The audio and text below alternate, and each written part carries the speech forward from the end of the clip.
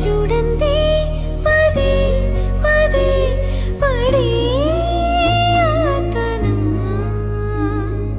తోట పూలన్నీ కని విని పడేను వేదన నువ్వు రాకుంటే మహాశయ మరే ఆగునా పూల తీగతో పడే ఊరే నాకింక దీవెనా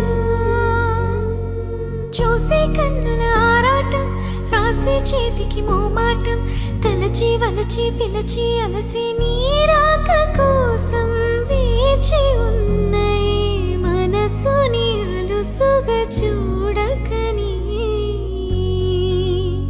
అంటూ మా పెరటి జాం చెట్టు పళ్ళన్నీ కుశలం